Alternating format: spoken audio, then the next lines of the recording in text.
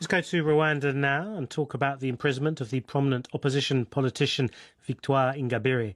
She was arrested in June on charges she assisted a plot to incite public unrest. She previously had spent 8 years in jail after being found guilty of conspiracy to undermine the government and of denying Rwanda's 1994 genocide, all charges she denied. Well, she's back in jail, but now Victoire Ingabire's son, Remy Amahirwa, has appealed to the US President Donald Trump to help obtain her release. He joins us now. Welcome to the programme. First of all, have you been able to speak much with your mother? How is she? Haven't been able to speak with her at all since the day of her arrest. It was the 19th of June. The last message that we got from her was a text that, the police was now at her house, ransacking her stuff. And afterwards, we just heard from friends who were in the house that they took my mother as well, besides all the stuff. So I do not know how she is personally.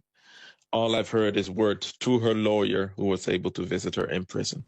And that sort of indirect contact then through the lawyer, what did you hear? What did you hear from that? That my mother is still strong spiritually.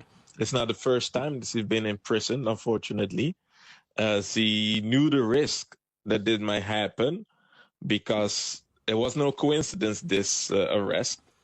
My mother, like you said before, spent 8 years in prison through a court case that the African Court of Human Rights and People Rights condemned.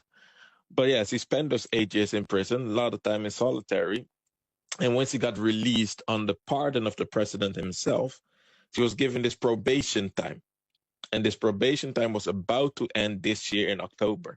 And then she would get all her rights again to travel freely out of the country. And just 2-3 months before it, they come up with some charges to arrest her again.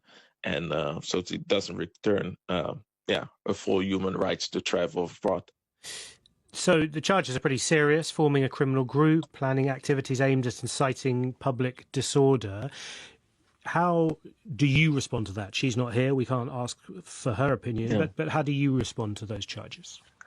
Well, the charges might sound serious, but if you look at the case that they're trying to link her to, because there was a case going on with 9 other individuals from her party.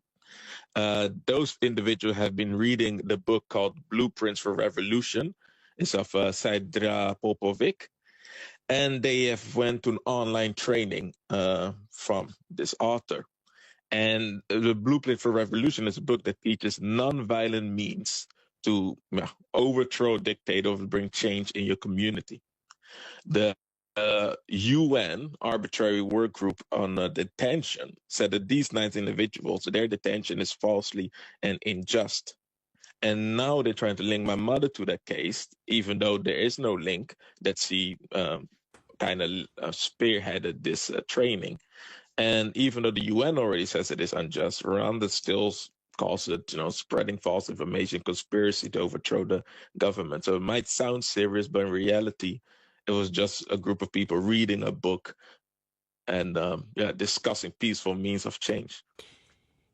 In the past, your mother received a presidential pardon, but you were appealing not to President Paul Kagame, but to the US President Donald Trump. Why? What do you hope he might be able to achieve?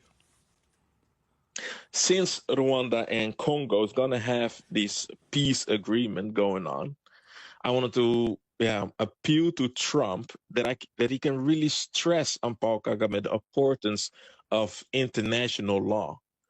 Since Rwanda has already, in my mother's case, violated her international law various times, the first time when she was in prison, that the African Court on People and Human Rights denounced Rwanda's case against my mother and said that Rwanda should release her and also reimburse her. The moment my mother was about to appear in that court in 2016, Rwanda withdrew from this international law organization. And other time is now going on with these other 9 individuals. The UN group of arbitrary detention also denounced this arrest and these charges, but Rwanda doesn't heed it. So I just want to really stress to President Donald Trump that Rwanda has not a good track record with listening or keeping itself to international law. They will withdraw or just ignore the whole thing altogether when it doesn't suit them. Remy Amahirwa, the son of Victoire Ingabire, thank you very much indeed for joining us. All right, let's turn to our sports now with Isaac Fannin.